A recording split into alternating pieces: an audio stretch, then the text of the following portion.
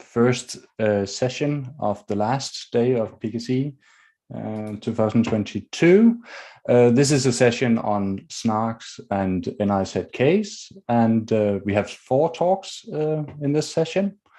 The first talk is titled Polynomial IOPs for Linear Algebra Relations, and the paper is by Alan Sepiennik and Yukon Sang, and Yukon is going to give the talk. So please, you can start your talk now. Okay, can you see my slides now? We can. Okay, I'll start. Thank you for the introduction. I'll talk about my joint work with Alan Sepiennik about polynomial IOPs for linear algebra. Our work is about SNARKs. SNARK involves 2 parties, the prover and the verifier. The prover is trying to convince the verifier that given the instance X, the prover knows a witness W, such that X and W satisfy a certain relation that is typically described by a computation C. A SNARK has 3 algorithms. The setup often involves preprocessing the computation C. The prover takes the instance and the witness and produces a proof.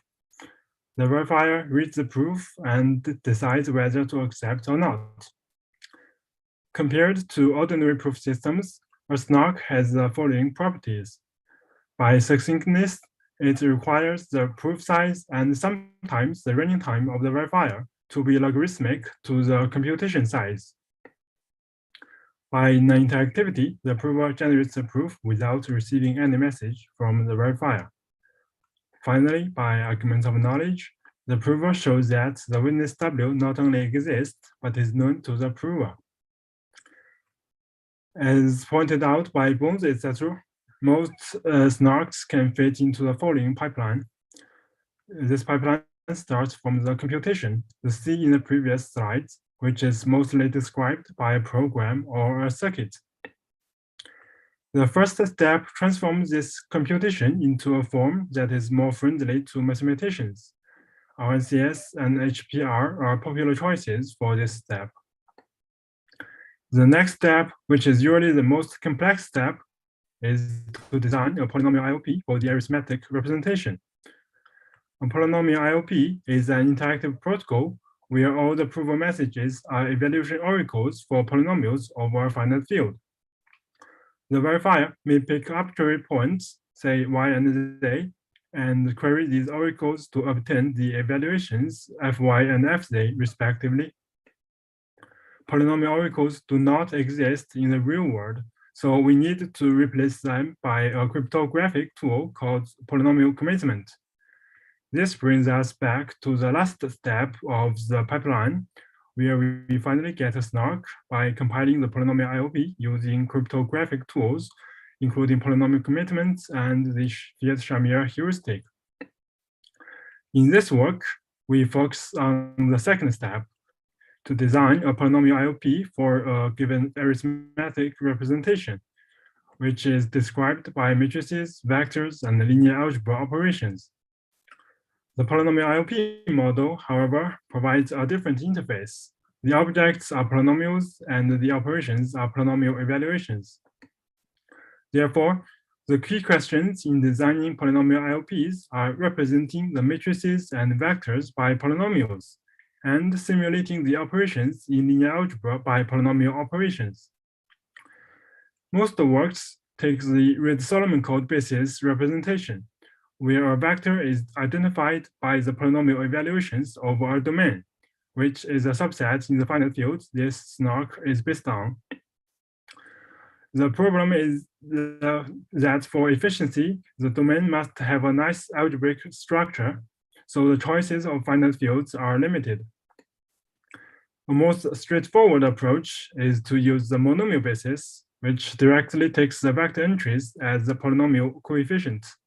This approach does not put any limits on the choice of finite fields. However, few works take this approach, as the methods for simulating the linear algebra operations in this representation are largely unexplored. To uncover the potential of the monomial basis representation, we construct a polynomial IOP, which we name Claymore. And our work reveals a rich set of linear algebra operations that can be efficiently implemented in polynomial IOPs in monomial basis. In particular, we provide two versions of polynomial IOPs for the matrix vector products, respectively, for dense matrices and sparse matrices. Combining these protocols, we get a polynomial IOP for HPR, the Hadamard product relation. Finally, we analyze the performance of Claymore compared to the state of the art. There are many metrics for measuring the performance of polynomial IOPs. In this work, we focused on reducing the number of polynomial oracles, both online and offline. Here are the results.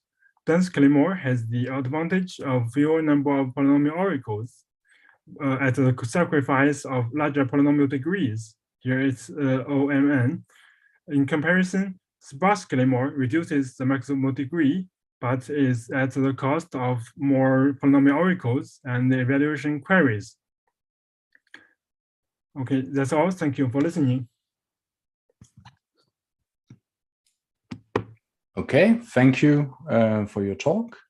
So if anyone got any questions, please raise your hand in Zoom here, or you can alternatively type your question in the chat or in Zulip.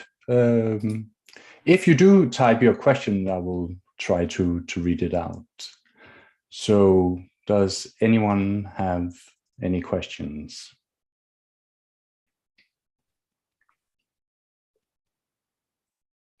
Okay, HPR, I mentioned it, I explained it in my full video, but I skip it here for time reasons. It's a variant of the circuit representation proposed by Boto in his famous BCCGP 616 paper. And we just name it a Hadamard product relation, but this name was just proposed by us. I don't remember it has been formally named before. So if you know it has a formal name, then please tell us. But we just call it HPR here, Hadamard product relation. Does this answer your question? It does. Yes, I do not know if there's a formal name, actually. So, yes. Okay. Okay. Are there any other questions?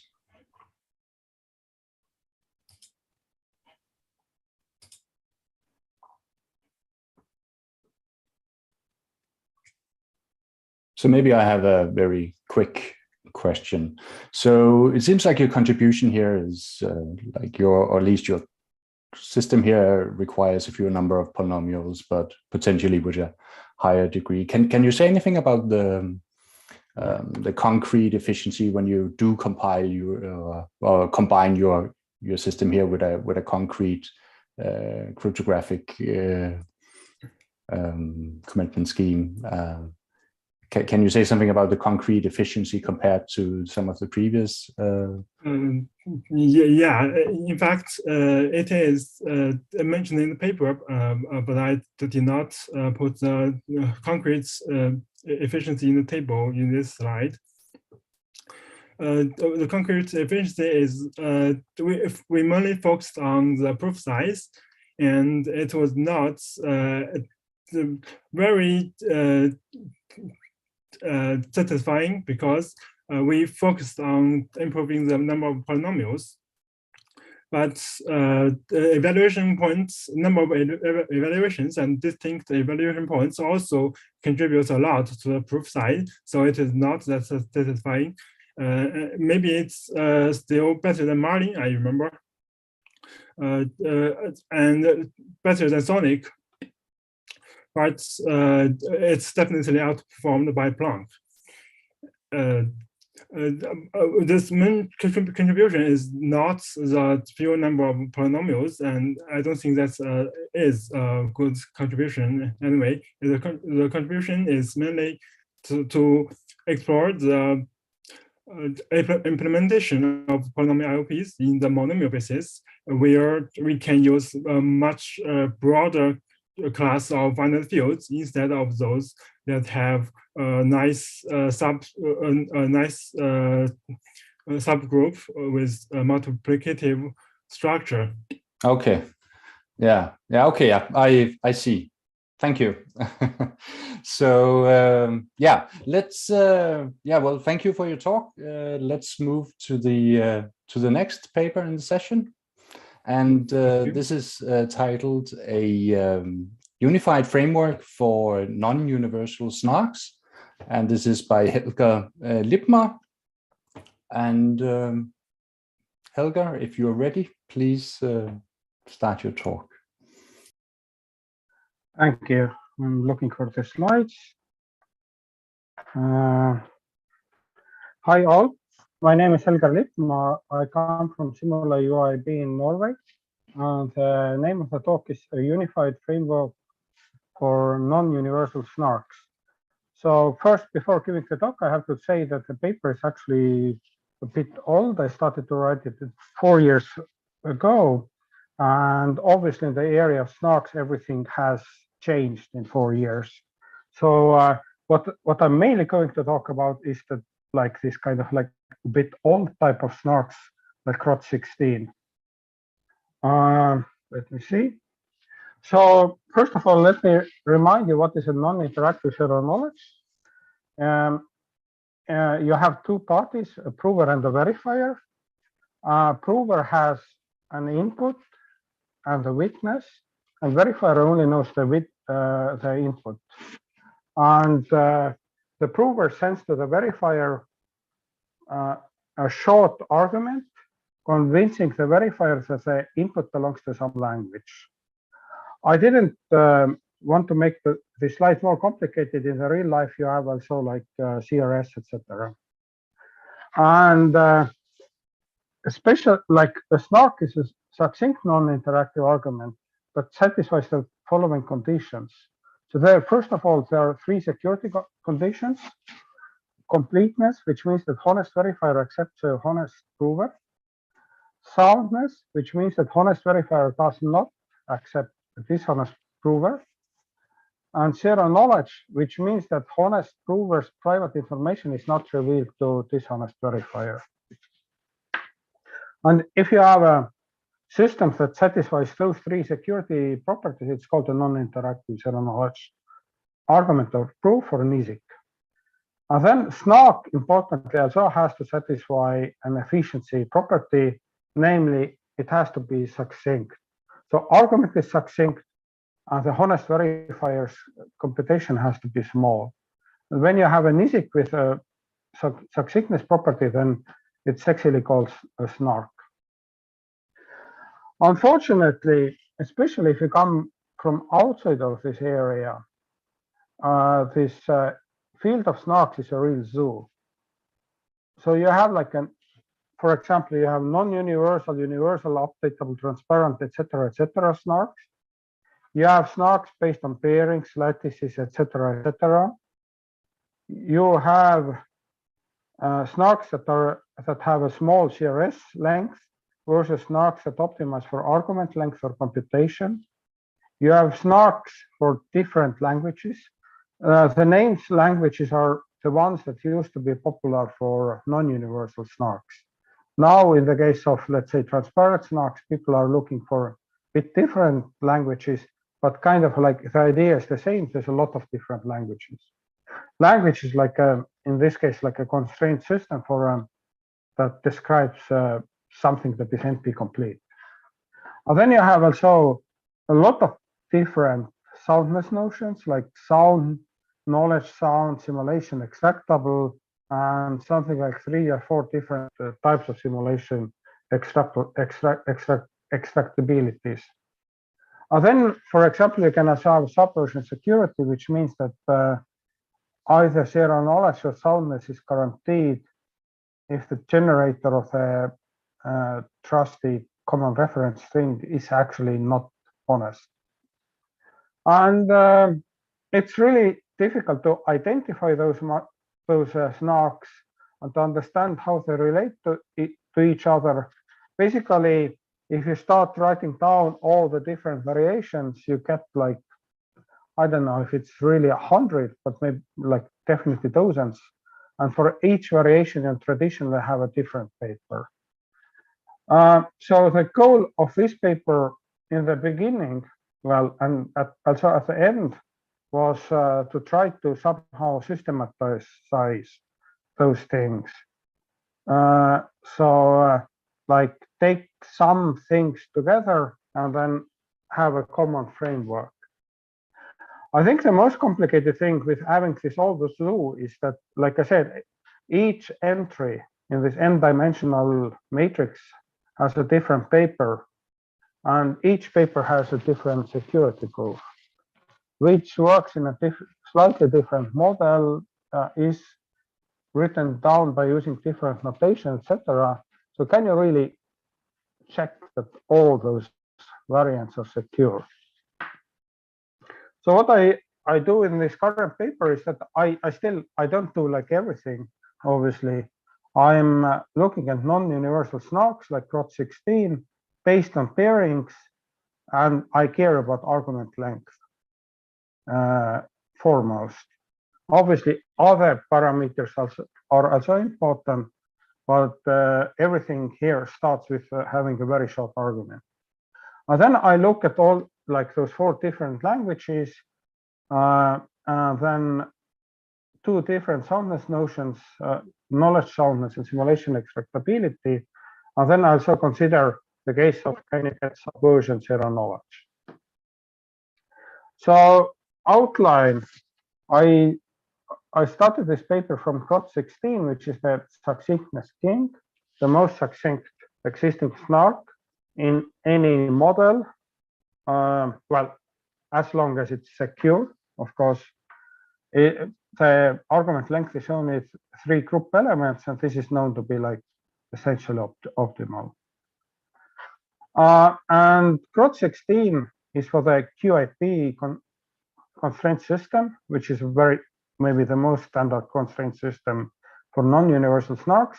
It is knowledge sound, but originally it was not known to be subversion zero knowledge. In a late paper, I showed with co-authors that it's subversion zero knowledge.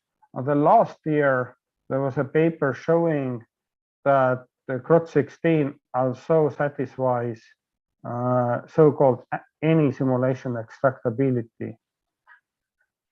In the current paper, I have a very small modification of CROT16. I'm missing an H. It has less trapdoors. I have only 2 trapdoors instead of 5. And this kind of resulted in an interesting subproblem in the protocol, because I'm replacing additional trapdoors with the powers of an existing trapdoor. I had to do a computer search for fixing some of the parameters. This is described in the paper. Otherwise, it has a somewhat simpler AGM proof. AGM, if you don't know, is an algebraic group model. Basically, by simpler, I mean that like in the AGM proof, you write stuff down as a polynomial equation, and you have to check a smaller number of polynomial coefficients. So this was something that I emphasized a lot in the beginning for myself, that I want to have a proof that is at least relatively easy to check. It is not, in some sense, easy, because in the decrease in the trapdoor numbers and having weird exponents to compensate for it actually makes proof, on the other hand, a bit more complicated. So the second thing is that then, like after modifying it a bit, I generalized it to more languages. So it's CROT16 is for QAP, and then there have been like separate SNARKs for other constraint systems like SSP, QSP, SAP. I showed that the small modification of this modified constraint scheme works for all of them. And in some cases, you get a more efficient SNARK. Then another thing was the issue of simulation extractability. So simulation extractability proofs in algebraic group model are more complicated since adversary has more input elements to play with, has more freedom. You have to take care of more complicated polynomial equations. And surprisingly, I was able to show that in all cases considered in the current paper, those additional inputs to the adversary actually do not matter, that actually any simulation extractability is equal to knowledge soundness for all those schemes. And well, there are several different notions of simulation extractability. I don't have time to explain it, but there's another stronger version that is called strong any simulation extractability, and it is known that CROT 16 does not satisfy this notion. I'm sorry to interrupt finally, you, Helga, but we are running out of time, so please keep running on. Okay, so I think then I will skip one slide. So the final thing is that I'm also showing that all the schemes are subversion zero knowledge, so they are zero knowledge even if the CRS generator is not trusted. And then not going to read out this slide, but basically I'm showing what my construction can do compared to previously known constructions. And for example, in some cases like SSP and QSP, there were no previously known simulation extractable constructions. Well, they could be constructed, but by using some kind of like maybe non-inefficient conversion. And in some cases, previously this variant existed, but my construction is a bit more efficient. So thank you very much, and waiting for questions. Okay, so thank you for your talk, Helga. I think we will handle the question in questions in the chat. So Helga, please try to respond to the questions in the chat. In the interest of time, I think we will go to the next paper, which is titled Eclipse Enhanced Compiling Method for Pearson committed ZK SNARK engines. And the authors are Diego Aranja, Emil Bennesen, Matteo Campanetti, and Cheya Ganesh, and Claudio Orlandi, and Akira Takahashi. And the speaker will be Matteo. So please start your talk. Hi, can you see my slides? We can. Okay, fantastic. Hi, I'm Matteo. I'm going to tell you about this work, which is with a bunch of other people. And this work, we try and obtain better general commit and proof SNARKs with the universal SRS. But better, we mean more efficient and better in terms of general constructions. What is our setting? Our setting is that of SNARKs, zero knowledge SNARKs. It's been already mentioned. So we care about non-interactivity. We want to prove in zero knowledge of a certain secret witness. And the prover will provide to the verifier a very, very short certificate pi that shows knowledge of this. Another component of our setting is that we are in a trusted setup, as it's already been mentioned. But an important factor is that we want this setup to be done once and for all from just a bound on the largest relation you're going to prove something about. And then we can specialize this relation in any way without additional overhead. We want this string to be of linear size as well. And we know that there's a bunch, this is a non-comprehensive slide, there's a bunch of very, very succinct proof systems line of work. Sonic, Marlin, and Plonk are the ones we're going to focus on, but there are others in literature. And then finally, our concern is about commit and prove zero knowledge. Now, this is a phrase that's been overloaded a little bit in the context of efficient zero knowledge proof systems. It is intended can be intended in this manner. So for example, the prover first provides a commitment to a witness W, and then it provides a proof to the verifier that whatever it knows a W that opens the commitment and it satisfies a certain relation R. So this is an additional property we're requiring, because in this case, my slides are going automatically. I don't know, stop them. But in this case, we're proving that a relation R holds and we're able to open the commitment. This is a little bit more complex.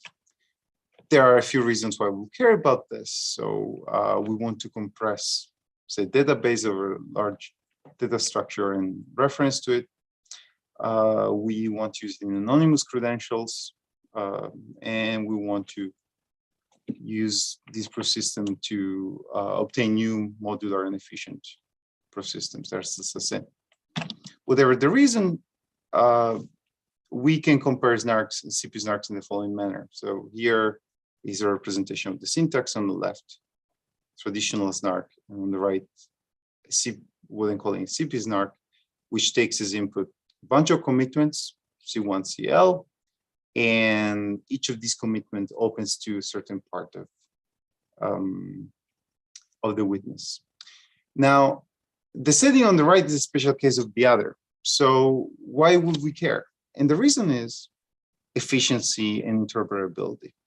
So by efficiency here, I mean that we do not want to achieve this commit and prove capability simply by realizing this in the arithmetic representation in the circuit. And on the other hand, we want this to be interoperable with like these commitment systems not to be special in any way. We like all plain Pedersen, for example.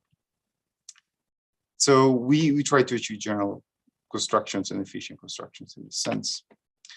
Our result from very, very high altitude can be seen as new ways to construct CP-SNARKs generically with the universal SRS. And a little bit more, in a more itemized manner, we provide a general compiler into CP-SNARKs with this property. Take your favorite SNARK with some property, with some caveats, and with the universal SRS, and convert it into CP-SNARKs. In really, this is not, we're not taking a SNARK, we're really taking an information theoretic object, such as PIOP that has already been mentioned. And then what we do, we provide specific instantiations for Marlin, Plonk, and Sonic. We show that these satisfy the properties we care about, and we achieve that with the generic Pedersen. And we all try to do that with, we achieve that with small, very lightweight, in a very lightweight manner. This slide summarizes in the first row our complexity asymptotically when applied to proof system with constant proof size. So here on the right, maybe I should explain a little bit. So imagine you have a relation R with a large witness of sort and L commitments to possibly to partial parts of the witness, and each are of size D. Our proof size is logarithmic in the total size of the opening, L times D. The verifier is linear also in this opening, but notice it's not linear in the size of the whole witness, just in the size of the whole opening. And this can be compared. The table also shows other general commit and prove SNARKs with the universal SRS. The most interesting contrast, maybe comparison, is maybe with Lunar. And we can see that the two proof systems actually show a trade-off, especially in verification time, but there are also some in proof size. How do we do this? Real quick, technically, we take a recipe that's been already mentioned in this session. So given an information theoretic object, this case, we focus on algebraic holographic proofs, and for example, introduced by the Marling paper, and that has equivalent representation. And given a crypto primitive, in particular polynomial commitment, we can compile it to obtain SNARK. We specialize this recipe a little bit, and so we have HPs with some special properties. I'm just going to hover on, and then we use additive properties of polynomial commitments, and we achieve what we want to achieve. The compiler, the recipe I just mentioned in the picture will look like this. I'm not going to explain too much here. The ones from the right are challenges from the verifier, and this is a compiled algebraic holographic proof in a commit and proof context. So all these blue circly CIs are polynomial commitments. And so at the end, the usual recipes for AHPs is specialized with an additional gadget, a linking gadget that takes these polynomial, these committed polynomial oracles and links them to the input commitments. This recipe is now new, is also being used in Lunar. And this linking gadget, that's what I just said, but we need to take care of certain things when we apply that. We need to solve certain challenges. One of them is not depending on the whole witness in complexity. And to do that, we notice and exploit a decomposability property of some of the oracle polynomials here, which we define in the paper. And this has some sub-challenges, such as taking care of non-overlapping and such. And then the second challenge is concretely instantiating this in an efficient manner and to obtain a small proof size. And our starting point is we reduce our problem to using Sigma protocols on a relation that looks like this. So with just the intuition is given as commitment to concatenation of a bunch of pieces of the witness and given a bunch of commitments to different pieces, link them together. Now, if done straightforwardly, this will require communication such as this, but so linear in the size of the opening times the size of the commitment, but we compress it through compressed Sigma protocol techniques from Atom and Cromer and obtain logarithmic size instead. So just real quick, my last slide is a comparison with Lunar that is very close in spirit. Both works have a similar blueprint. Lunar is a little bit of a different linking gadget, although they overlap in some way with ours. Indeed, they obtain different efficiency. And then Lunar uses a more general formalization than our work. These are PHP's polynomial graphic proofs ability, if I remember correctly. But our work can be easily formalized in the same way. Please look at the paper for more details, and thank you very much. Okay, so thank you for your talk. Since we're still running a bit behind schedule, I think we're going to have questions in the chat, so please look at the chat. And if you have a question, please post it in the chat. We are going to move to the next paper, which is titled Rational Modular Encodings in the DCR Setting, Non-Interactive Range Proof and Perrier-Based Nawa-Young in the Standard Model. And this is a paper by Julian De Veve and Benoit Liebert and Thomas Peters. And Julian is going to give the talk. So please go ahead. Yes. Thank you for the introduction. So maybe, yeah, so I won't read the title again because it's quite long. I'll just move to what is a range proof. So in a range proof, I have committed to some integer value x to some verifier, and now I want to move to a phase where I want to prove that this integer belongs to some range AB. So to do so, I must rely on the parameters that were used beforehand for the commitment. And what we want to achieve is a range proof that is unbounded in the sense that the parameters of the commitments are not constraining the values of the range AB. They must not be bounded. And the thing is, if you take really big A and B, you could expect to have larger proofs or larger commitments. So this is why we want unboundedness with constant rate, where the rate is the ratio of the length of what you send to the verifier over the length of your witness, so over X. And if you look at previous work, in the standard model, we are the first ones to achieve that using DCR. Interestingly, our techniques can also be applied in the setting of threshold public key encryptions, where the decryption algorithm is distributed among different servers. In particular, what we do is we instantiate NAR-Yung in the DCR setting. This was already done before, but the proof system that was used was actually not sound. So we kind of fixed that with our new Sigma protocol, and we get the CCA2 security against static corruptions. So I won't talk anymore about this part because the part about range proof is will already take all the time I have. We will be using the DCR assumption in this work, mainly because to reach the unboundedness, we will rely on the fact that whatever zeta we choose, as long as it is polynomial, then all zeta DCR assumptions are equivalent to one another. This will let us choose zeta freely depending on small a, small b beforehand.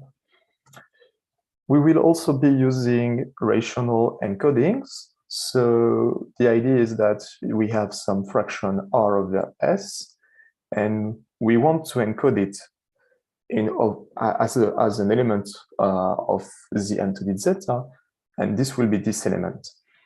And actually, if N and zeta are well chosen, so they satisfy this bound, then it is possible to uniquely recover R and S using Gauss algorithm over a well-defined lattice.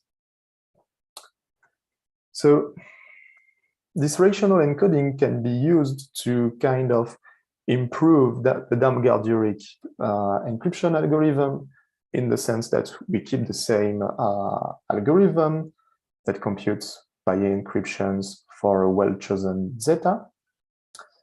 But the decryption is slightly different because after we decrypt using the Damgard-Urich decryption algorithm, we also apply the previous rational decoding algorithm to recover the message as a rational encoding.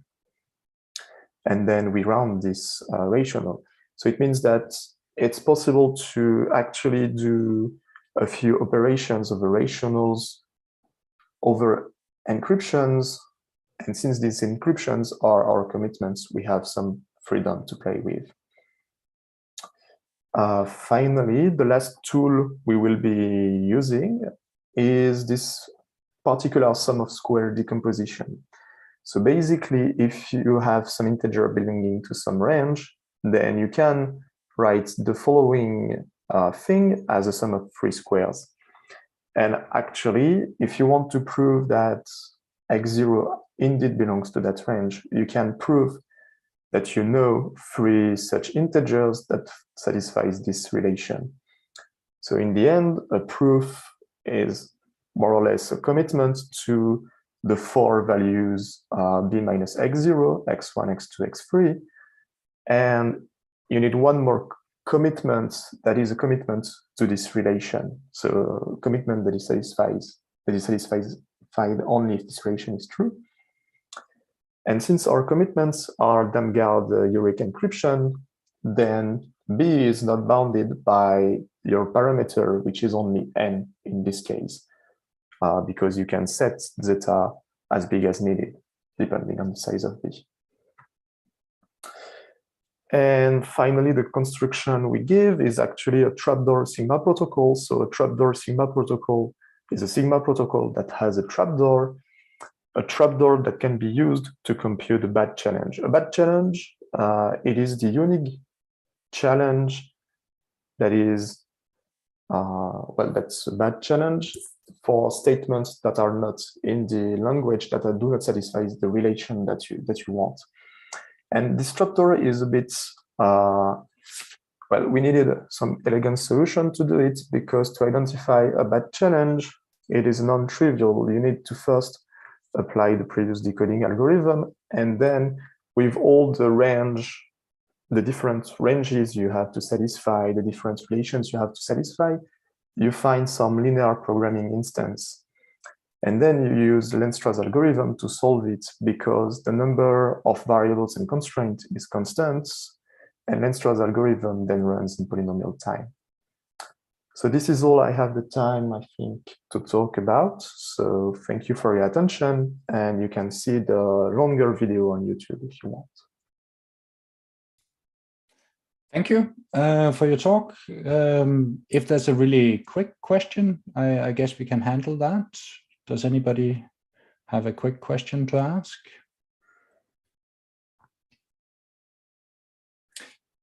In the meantime, I can see there's a question on Zulip for Matteo. So Matteo, if you could address that, that would be helpful.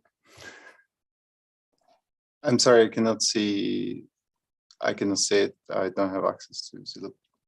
Okay, I see. Okay, so I think maybe at some point you will get access to Zulip. I think for now we are going to move into the next session, which is key exchange, and we have two talks in this session, and the first paper is called Post-Quantum Asynchronous Deniable Key Exchange and the Signal Handshake. And this is a paper by Jacqueline Brindel, Rune Fiedler, Felix Günther, Christian Jansen, and Douglas Stabiller. And Rune is going to give the talk. So please start your talk. Yes, hi everybody. Thanks for the introduction. I guess with that I'm already done with the first slide, so let's dive right into it. We are looking at the setting of instant messaging, and what we want here, an important property, is asynchronicity, meaning that Bob can upload his key material to a key server ahead of time, and Alice, whenever she wants to start communicating, she can just query the key server for Bob's key material and then send the first message at a time of her convenience. Another property that we want is mutual authentication, meaning that Alice should be sure that she's really talking to Bob and vice versa. A third property, which is especially important for Signal, is called offline deniability. Intuitively, this means that if there is a conversation transcript, you can deny that you were involved in creating this transcript. But we get to some more details on that later on. And so after both parties have agreed on a key, they can keep sending more messages to each other. And as you can see, these message flows are somewhat split. And the first part is the initial handshake protocol, which Signal instantiates with X3DH, extended triple Diffie-Hellman. And the second part is the double ratchet protocol. And double ratchet can be built post-quantum secure with a construction from Alvin et al. And in this talk, we will focus on building a post-quantum version of the initial key exchange. That is necessary because the X3DH relies on Diffie-Hellman, which is not secure against quantum attackers. So what can we use? Maybe let's have a look at CAMs, because CAMs are currently being standardized by NIST and are secure against quantum attackers. So a direct construction could look as follows. Bob sends over his public key to Alice, actually all of his public keys, because there's a long-term, medium-term, and ephemeral key pair. Then Alice will encapsulate against each of Bob's CAM keys and send over the CAM ciphertexts to Bob. The problem with this is there is no Alice to Bob authentication, because anybody could have just encapsulated these CAM ciphertexts. And encapsulating against Alice's public key would take another round trip, would take another message, which we do not have here. So what we need in addition to this CAM is some form of deniable authentication. And we realized this deniable authentication with designated verifier signatures. That is the core idea of our construction. So let's have the promised look at deniability. What is deniability for an asynchronous deniable AKE protocol? We're looking at a transcript and a session key, and there's two options where this can come from. The first option is that the transcript and session key come from an authentic execution of the key exchange protocol between Alice and Bob. Or the transcript and session key could have been faked by Bob alone without any involvement from Alice. And a judge should not be able to tell which of these two was the case, even if the judge has access to all the secret keys of both parties. This is our notion of deniability for AKE. We modeled this based on the informal specification from the signal specification. There's also prior work on this, so there was a definition. There still is a definition from Di Raimondo et al. However, this differs from ours in several ways. One way is that we have the strong judge who has access to all of the secret keys. And we believe this is very important to model the real-life threat of being judged by a nation-state adversary. In that sense, our deniability definition is stronger than the definition from Di Raimondo et al. However, it is weaker in other regards, so in total it's incomparable. Our full construction is called Signal in a Post-Quantum Regime, or SPQR for short. We address the full scope of what Signal expects from this protocol, and therefore we include medium-term keys to prevent the case that the ephemeral keys may be exhausted. Furthermore, Signal requires security against randomness exposure, which we get by usage of a twisted PRF. We show the security of our protocol with a security model analogous to the one from the original Signal analysis from Cohn-Gordon et al. And of course, we also show deniability of our protocol with deniability with respect to our new deniability notion with strong judges. And ours is not the only construction for the initial handshake protocol. There are several. So we have the currently used X30H, which is not post-quantum secure. We have two constructions from Hashimoto et al., who are also using CAMs and ring signatures. We have our construction, and then there's one from supersingular isogenies.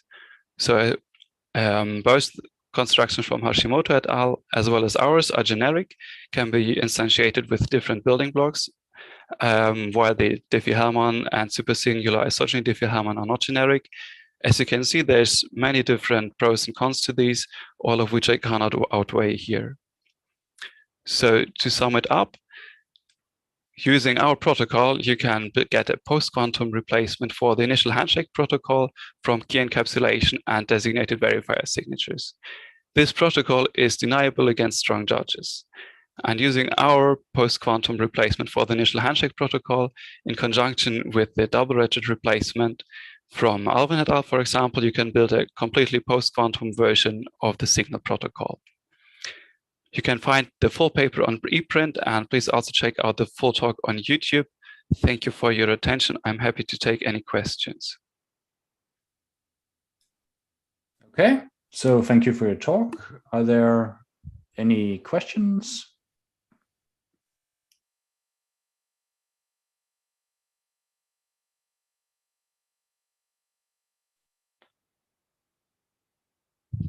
So far, nobody seems to have a direct question here.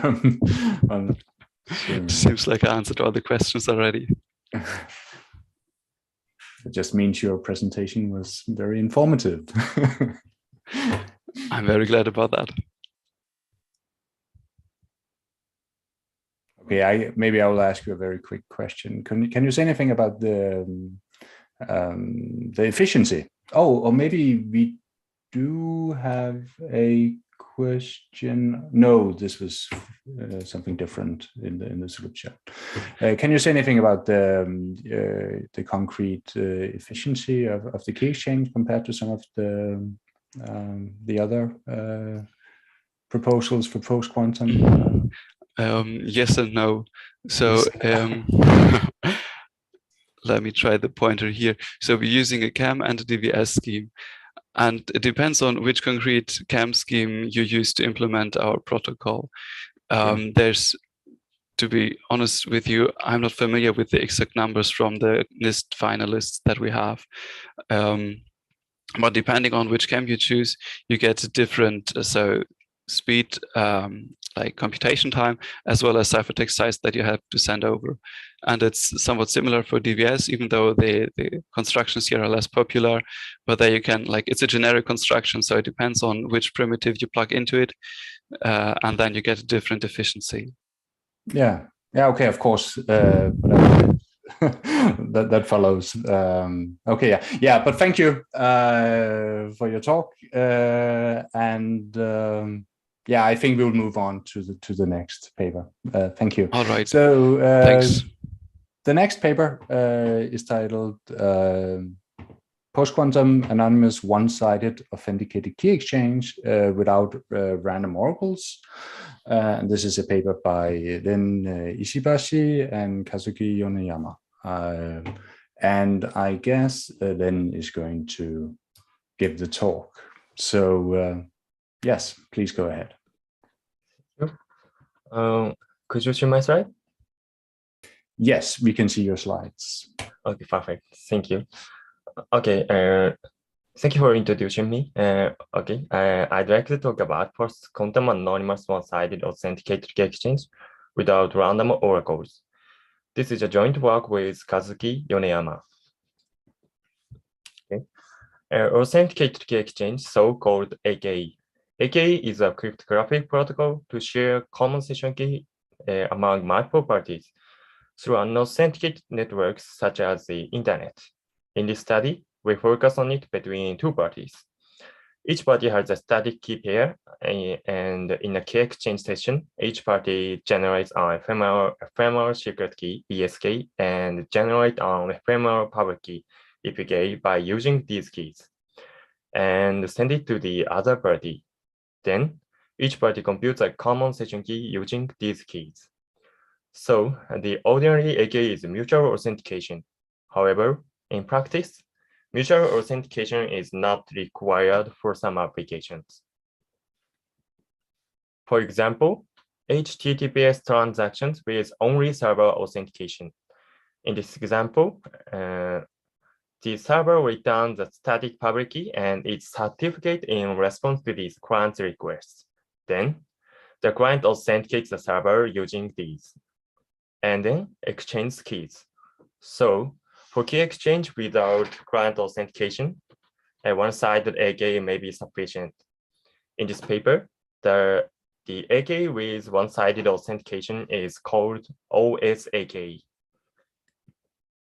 In addition, it is desirable for clients to be anonymous. For example, a Tor anonymity network. When the client connects to the destination, it passes through multiple relays. In the red channel, a one-sided anonymous communication is used. So each relay cannot identify the sender. And finally, the exit relay communicates with the destination through normal communication. In this way, the client can communicate with the destination with keeping his anonymity. So in anonymous networks such as the Tor and the RIFU, anonymous OSAKE is required. If OSAKE is represented with the figure showed in the page 1, OSAKE is remove the client's SSK since it doesn't require client authentication. Next, I'll show the existing anonymous OSAKE schemes. The GSU12 proposed a security model for OSAKE to be used in this study. And the BKM12 and GK15 schemes are guaranteed under a weaker freshness setting than the original one. And the GK15 consists of lattice and DH. So in some cases, the schemes is not post-quantum. So it is partially post-quantum schemes. These schemes are proved in the random oracle model. So as our contribution, we propose generic constructions, one in the standard model and one in the random oracle model. The ones in the standard model can consist of industry secure cam and industry secure cam with public key independent ciphertext, called PKIC cam. while the ones in the random oracle model can consist of OWCCA secure CAM and OWCPA secure PKIC CAM. And these constructions are guaranteed under the original GSU model. In addition, we propose 5 instantiations. In the DH-based schemes, the one in the random oracle model is under the CDH assumption, and the one in the standard model is the first anonymous OSAK schemes. These schemes are smaller online computational cost of client than existing schemes. And in the post-quantum schemes, the ones in the random oracle model are SIDH-based and C-side-based schemes. And the one in the standard model is only C-side-based schemes, but the first post-quantum anonymous OSAK scheme. Here, it is described as fully post-quantum because the existing schemes is not post-quantum under some leakage patterns. But our schemes are post-quantum and all leakage patterns. Next, we will show you the flow that constructs our schemes. We constructed OSAK based on the generic construction of AK from FSXY15. First, since the FSXY15 schemes is a mutual authentication, so we removed the SSK static secret key on the client side for OSAK. Then, for not considering client-side review, we applied our technique of generating 2 different randomness from 1 randomness to the client side. Finally, we used PKIC CAM for offline generation of EPKs. The PKIC CAM allows the ciphertext to be generated independently to the public key. So we used PKIC CAM instead of industry CPA secure CAM. In this way, we've constructed OSAK, anonymous OSAK. For details of the constructions and instantiation, please refer to the paper. The conclusion is as follows. That's it from me. Thank you for your attention. I'll do my best for listening your question. Thank you. Okay, thank you for your presentation. I can see there's a question for you in the chat, and maybe I can read it out. Can your generic construction cover lattice-based schemes too? And if not, can you briefly explain why? Okay.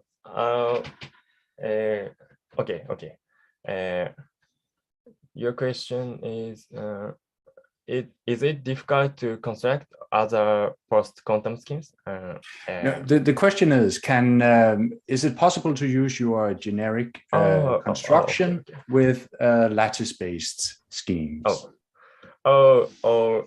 We use PKIC CAM and for industry PS secure CAM and industry CA CAM.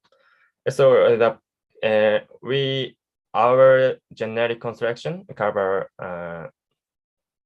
also lattice-based schemes. But however, we need PKIC CAM, for example, DH-based schemes. So we use SIDH-based schemes and C-side-based schemes. In lattice-based schemes, I don't know DH-based or lattice and lattice. If lattice-based schemes exist on the DH-based, we can construct OSAK. However,